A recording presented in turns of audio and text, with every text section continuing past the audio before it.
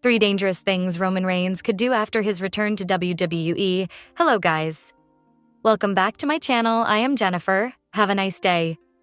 For the WWE family latest news update, please subscribe the channel and press the bell icon. Roman Reigns is currently on a break, but he's expected to return soon. When Reigns comes back to the ring, he might shock fans with some major moves. Roman Reigns was against CM Punk and Seth Rollins at WrestleMania 41. At the event, Paul Heyman went over to Rollins and cast both Punk and Reigns aside. Heyman made Rollins the winner of the match. In the following Raw, Rollins joined Braun Breaker in brutally attacking Reigns. Since that match, no Roman has appeared on WWE TV. Reigns could return in time for Money in the Bank on June 7th. Roman Reigns could create 3 dangerous situations for the WWE when he comes back. It's almost a certainty that Braun Breaker and Roman Reigns will meet in future matches. Breaker has talked about wanting to have a dream match with Reigns in public. Breaker let loose with 2 tough spears aimed at Reigns on the Raw show after WrestleMania 41. Roman is sure to come after Cordelia for that insult. Roman could make his return to WWE by surprising Breaker and forcing a single match. If so, the situation will become very interesting. Many fans might be surprised by a major showdown as Night of Champions approaches on June 28. Seth Rollins, in addition to Breaker, has cruelly attacked CM Punk and Sami Zayn. Because Bronson Reed recently joined Rollins' group, Punk and Zayn are now facing off against 3 opponents. Although Punk and Reigns have a history of clashes, they could act as partners if they face Seth Rollins at SummerSlam. Should Roman Reigns come back, he could help CM Punk and Sami Zayn cause some trouble for the bloodline. A 6-man match is a real possibility, since the energy and storyline are pointing toward one. Seth Rollins will compete in the Money in the Bank ladder match next month, promising to win the briefcase and use it to become champion. Being champion is Rollins' main priority right now. Based on how Rollins has gone after Reigns lately, Roman could be looking for vengeance. Roman Reigns may come back for the Money in the Bank match just to hinder Rollins' prospects of winning. Reigns could beat Rollins up so badly that he fails to pick up the briefcase and misses out on becoming champion. Roman would see this as the best way to get revenge. Roman Reigns has been absent from WWE since Raw after WrestleMania, where Seth Rollins stood tall over him and CM Punk alongside Braun Breaker and Paul Heyman. Now, one of Rollins' new allies has seemingly stolen one of his iconic catchphrases. The Visionary's heel turn and alliance with the Wise Men at the Show of Shows left everyone stunned. In the following weeks, he introduced Braun Breaker and most recently, Bronson Reed, as the members of his still unnamed stable.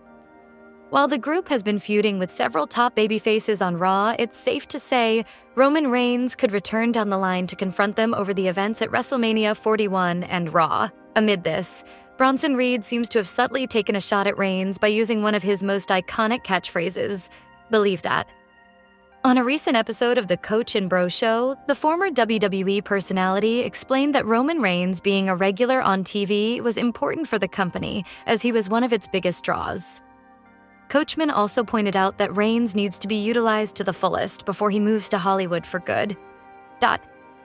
He already misses 2 or 3 months at a time. And as long as this is a narrative that everybody's struggling, tickets, TV viewership, you need your biggest star. Roman Reigns is arguably one of the 3 biggest stars in the company, and he never works, and he just said, "My next deal is going to be my last, probably. 3 more years is all I can do." All he can do of what? He only shows up, what would you say, 15 times a year maybe, on the show? It was recently reported that the Tribal Chief was in talks to star in the upcoming live-action Street Fighter movie alongside Jason Momoa and other big names. Not all WWE champions are made equal. While many strive to have the run that Roman Reigns went on, sometimes some struggle to hold it past a few weeks. The competition in the WWE is stiff, and for some, the burden of carrying the WWE Championship and sporting a target on their back is too great for them to handle. With the WWE's history spanning several decades, it's common for several wrestlers to have similar title reigns over the years. For that reason, this list will break down title reigns by day and categorize each group by the number of days they fall into. For this reason alone, I will cover 22 unique title reigns on this list, covering those who held the title for less than 24 hours up until a handful of weeks. Regardless of the time they held the title, the record books will show that they were champions. Some of the greatest wrestlers to grace the ring are on this list, so if a future champion ends up losing in a couple of days, at least they can share an achievement with legends of the industry. In 1999, Mankind defeated The Rock in the now infamous empty arena match. The event was Halftime Heat, a special show that took place during halftime of that year's Super Bowl. Strangely enough, this Vince McMahon idea was well received by an audience willing to skip the musical performance of the Super Bowl halftime for some good old wrestling. Those who tuned in during the 1999 show were treated to an all-time classic. Unfortunately, this was more of a publicity stunt to draw attention, as Mankind's second title reign lasted just 20 days before he dropped the WWE Championship back to The Rock on Raw. Ironically, this championship run was only 6 days less than his first reign as champion, in which he also defeated The Rock and subsequently lost it back to him. The second 20-day reign belongs to John Cena for what became one of the best storylines of 2011. It was the summer of CM Punk, and his victory over Cena at Money in the Bank led to Cena's kayfabe firing.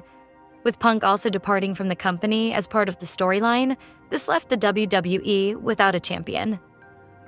The winner of that tournament will be featured later on this list, but Cena inevitably won the championship back, only to drop it to Alberto Del Rio as part of the Money in the Bank cash dash . In hindsight, as much as fans loathed Cena and loved Punk, I think any scenario would have been accepted more than a Del Rio championship run. In 2001, Kurt Angle captured his second WWE championship at the Unforgiven PPV, which happened to be in his hometown of Pittsburgh, Pennsylvania. The crowd was magnetic. Angle was a red-hot babyface, and Stone Cold Steve Austin was operating as one of the company's biggest heels at the time. It was a match made in heaven. How well Angle and Austin worked together in the ring can't be stressed enough. Their chemistry was insanely over, and even their backstage shenanigans as bitter rivals or friendly adversaries were always some of the best moments of the night. However, the best moments these two had were moments that transpired in the ring. Going back to rewatch some of their segments, I found it uncanny to see Angle celebrated by the fans despite receiving the typical "you suck" chants. In a way, the crowd's reaction went from openly mocking him to the chants becoming a sign of respect. As memorable as the championship win was, Angle's collapse 2 weeks later put a damper on the story. Steve Austin would get his rematch on the October 8th episode of Raw, in a controversial finish that included William Regal turning on Angle and hitting him in the head with the championship title. In a way, it was a fitting turn of events, as Angle had won the championship in a controversial finish himself, as Austin had tapped out while his other hand was grappling the apron.